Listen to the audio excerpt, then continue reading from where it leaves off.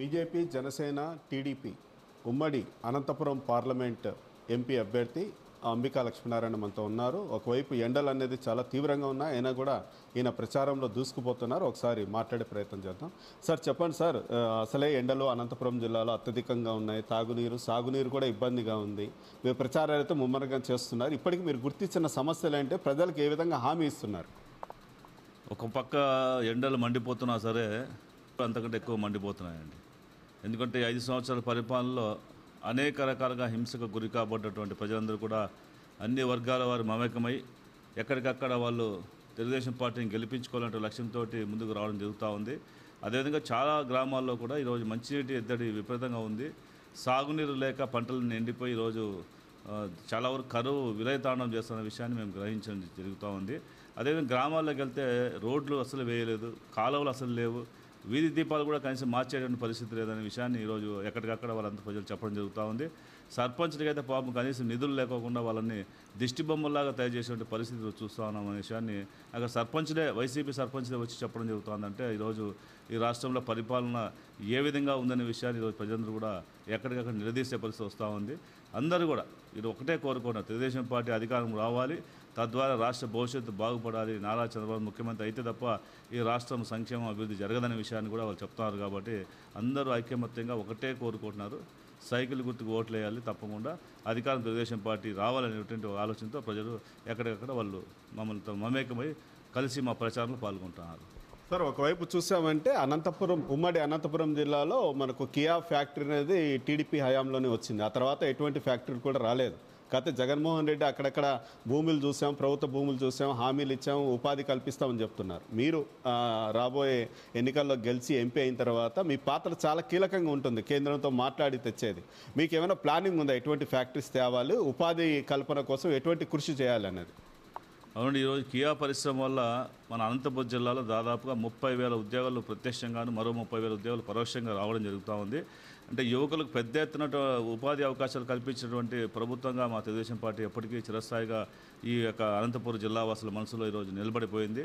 తద్వారా ఈరోజు దాదాపు 80 పరిశ్రమలు, యాన్సిలరీ యూనిట్స్ దాదాపు కియా తరఫున 80 పరిశ్రమలు రావాల్సి ఉంది.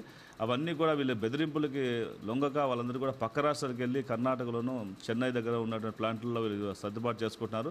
తిరిగి భవిష్యత్తు చంద్రబాబు గారు రాబోతున్నారు కాబట్టి అవన్నీ కూడా మళ్ళీ మన అనంతపురం జిల్లాకి తప్పకుండా వెనక్కి వస్తాయి. ఇక్కడ పరిశ్రమ ఏర్పడింది. తద్వారా మరి ఒక 10,000 మందికి ఉద్యోగాలు లభించేటువంటి అవకాశం ఉంది.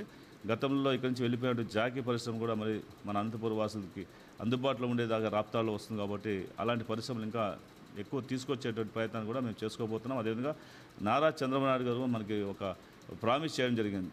ఈ యొక్క రాష్ట్రంలో ఉన్నటువంటి యువతకి 5 సంవత్సరాల పరిపాలనలో 20 లక్షల ఉద్యోగాలు ఇస్తామని చెప్పడం జరిగింది. కాబట్టి తద్వారా అనేక పరిశ్రమలు తీసుకొచ్చి అందరికీ యువతకి ఉద్యోగ అవకాశాలు కల్పించేటువంటి ప్రయత్నాన్ని ఖచ్చితంగా తెలుగుదేశం పార్టీ ముందు నడిపిస్తుంది.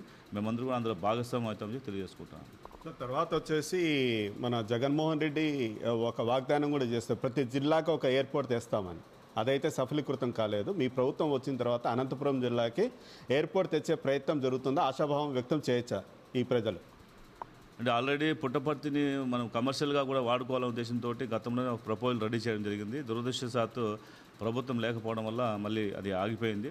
తిరిగి ఆ ప్రయత్నాన్ని కొనసాగిస్తూ మరి పుట్టపర్తిలో ఉన్నటువంటి ఎయిర్పోర్ట్ని మన అనంతపురంకు దగ్గరగా ఉంటుంది కాబట్టి ఆ ఎయిర్పోర్ట్ని పూర్తి స్థాయిలో మళ్ళీ వాణిజ్యపరంగా ఉపయోగించడం కోసం దాన్ని తయారు చేయడం జరుగుతూ ఉంది. దాంతోపాటు మేమందరూ కూడా ముఖ్యమంత్రి అయినటువంటి చంద్రబాబు నాయుడు గారు అయిన తర్వాత ఖచ్చితంగా వారితో కేంద్రంతో మాట్లాడి అక్కడ ఉన్నటువంటి ఎయిర్పోర్ట్ని ఉపయోగించుకొని ఎయిర్ కార్గో ద్వారా ఇక్కడ ఉన్నటువంటి పళ్ళ పరిశ్రమ ఏదైతే ఉందో, అంటే హార్టికల్చర్ బాగా మెండుగా అనంతపురం జిల్లా ఉంది కాబట్టి ఇక్కడున్న పండ్లని ఢిల్లీ, బాంబే ఇతర ప్రాంతాలకి తీసుకెళ్ళడానికి ట్రాన్స్పోర్టేషన్ దాదాపు 3-4 రోజులు పడడం వల్ల ఈ పండ్లు చెడిపోయి మనకి ధర తక్కువ వస్తుంది. కాబట్టి ఎయిర్ కార్గో ద్వారా తొందరగా అక్కడ వెళ్ళేటువంటి సదుపాయం తీసుకొచ్చి తద్వారా రైతన్నలకి ఉపయోగపడేలాగా చేయాలనేటువంటి ఆలోచన కూడా మాకుంది. ఖచ్చితంగా ఆ దిశగా కూడా మేము ప్రయత్నం చేస్తాం తెలియజేసుకుంటాం.